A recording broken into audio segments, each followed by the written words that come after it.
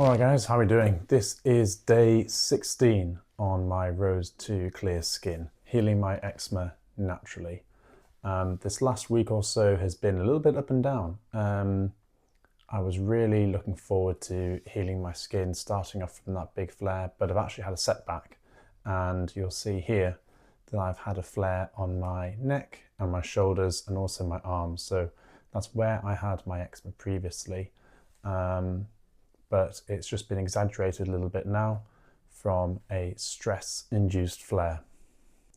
So unlike a food diary and controlling your diet, like we discussed last time, stress is something that you can't always control. It's something that's out of your hands, and there's lots of external factors that can affect you, and then that, as a byproduct, affect your eczema.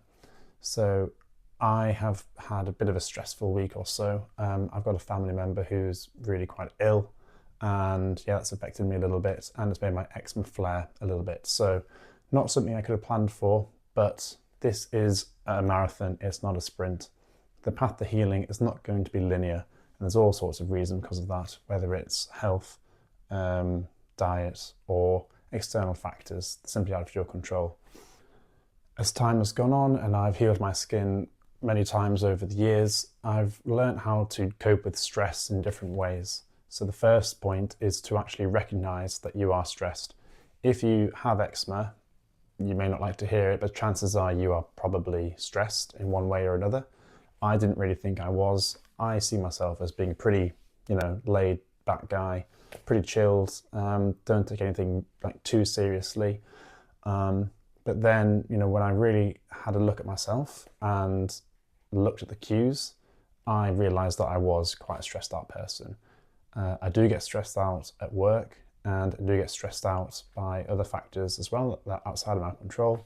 And I tend to internalize it, and yeah, that rather than working it through or appreciating it or recognizing it, yeah, that can come out of my skin.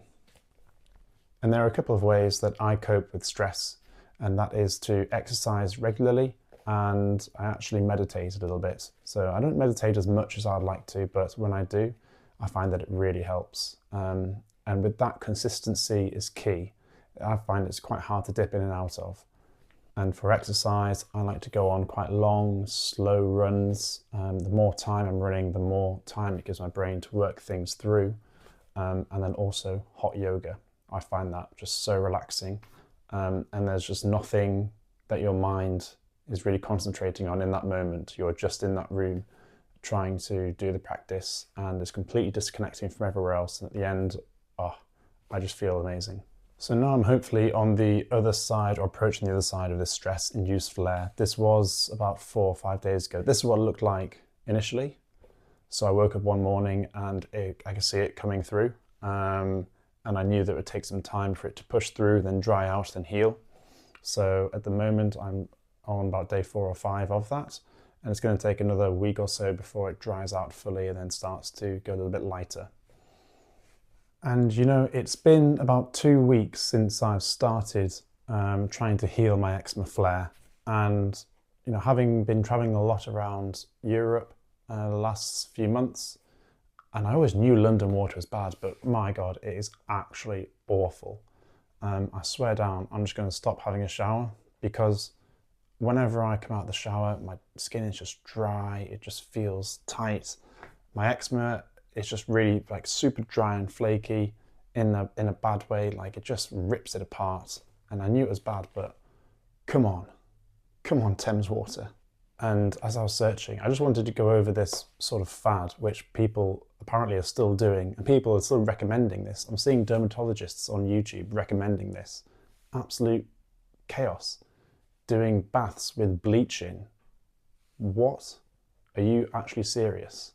The idea behind it is that you've got some bad bacteria in your skin microbiome, so I just bleach it and then it'll just do something. But that's like Donald Trump saying, when there's a tornado coming on the East Coast, he said, let's nuke it. Like, what is that going to do? How is that going to help? It's also like Donald Trump saying, when there was a COVID vaccine shortage, he was saying, inject yourself with bleach. And the press officer had to come out and say, no, abort, don't do that, that's going to kill you. How on earth is putting bleach in your water going to help your water? How is it going to help your skin? How is that killing your skin microbiome going to help it? It's just absolutely crazy. I've also seen people taking baths in porridge, like Goldilocks. What on earth's going on there? Funny though, if you do that, let me know.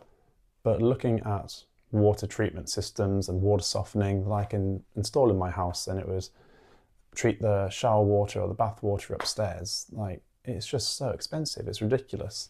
The fact that normal tap water is so bad that we have to buy all this extra equipment to treat it so that it doesn't make your eczema worse is just absolutely crazy. And at this rate, I'm just gonna go on a shower strike. There, I said it. I'm just gonna stop washing and see what my eczema does.